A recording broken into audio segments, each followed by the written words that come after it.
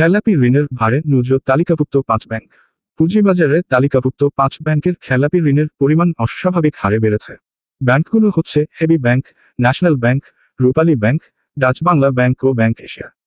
এছাড়া রাষ্ট্রায়ত্ত অগ্রণী ব্যাংক, জনতা ব্যাংক ও বেসরকারি খাতের পদ্মা ব্যাংকেও খেলাপি ঋণের হার অস্বাভাবিকভাবে বেড়েছে।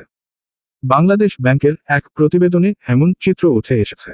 প্রাপ্ত তথ্যানুযায়ী গত 2023-24 অর্থবছরের শেষ দুই প্রান্তিকে এই 8 ব্যাংকের খেলাপি ঋণের পরিমাণ দাঁড়িয়েছে 1,20,291 কোটি টাকা, যা ব্যাংকিং খাতের রেকর্ড খেলাপি ঋণ 2,11,391 কোটি টাকার 56.88%।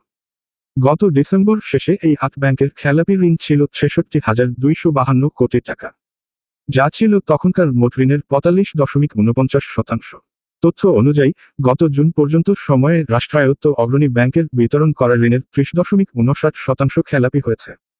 2023 সালের ডিসেম্বর প্রান্তিক শেষে যা ছিল 25.89%। একই সময়ে রাষ্ট্রীয় মালিকানাধীন জনতা ব্যাংকের বিতরণ করা ঋণের 52.55% খেলাপি হয়েছে। আব্দুস সালাম আজাদ এই ব্যাংকটির এমডি থাকাকালে ব্যাপক অনিয়মের ঘটনা ঘটে। গত বছরের ডিসেম্বর প্রান্তিকে ব্যাংকটির খেলাপি ঋণ ছিল বিতরণ করা ঋণের 19.20%। নাম প্রকাশে অনিচ্ছুক জনতা ব্যাংকের কর্মকর্তারা জানান, ব্যাংকটি কিছু বড় ঋণগ্রহীতার কাছ থেকে বিপুল পরিমাণ ঋণ আদায় করতে পারছে না, সেগুলো খেলাপিতে পরিণত হয়েছে। জুন শেষে পুঁজিবাজারে তালিকাভুক্ত রাষ্ট্রায়ত্ত রূপালী ব্যাংকের মোট বিতরণ করা ঋণের 23.01% খেলাপি হয়ে পড়েছে। ডিসেম্বর শেষ মোট ঋণের 17.81% খেলাপি ছিল। আলোচ্য এই সময়ে বেসরকারি খাতের হেবি ব্যাংকের 30.95% ঋণ খেলাপি হয়েছে, যা এর 6 মাস আগে ডিসেম্বর 2023 ছিল 16.72%।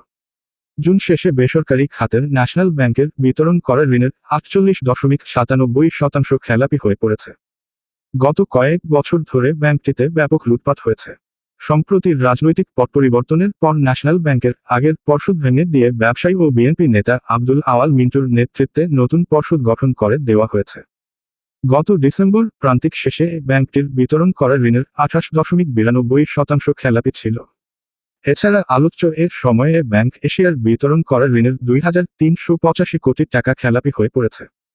জানুয়ারি জুন পর্যন্ত সময়ে ব্যাংকটির খেলাপি ঋণ বেড়েছে 788,78,00,000 টাকা। আরও পড়ুন, সিকিউরিটিজ আইন লঙ্ঘনের 9 প্রতিষ্ঠানকে সতর্ক করেছে বিএসইসি।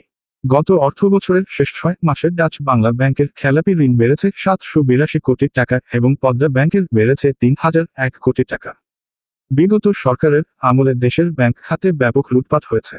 এতদিন ব্যাংকগুলোর খেলাপি ঋণ কমাতে নানা সুবিধা দিয়েছে বাংলাদেশ ব্যাংক। এরপরেও গত জুন শেষে ব্যাংক খাতের খেলাপি ঋণ বেড়ে দাঁড়িয়েছে সর্বকালের সর্বোচ্চ 2,11,391 কোটি টাকা।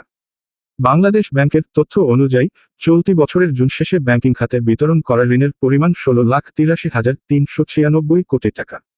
বিতরণ করা ঋণের 12.56% বা 2,11,391 কোটি টাকা খেলাপিতে পরিণত হয়েছে।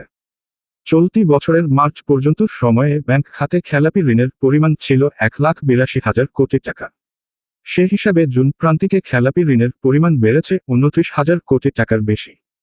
আর এ সময় ঋণ বিতরণ বেড়েছে 42,541 কোটি টাকা।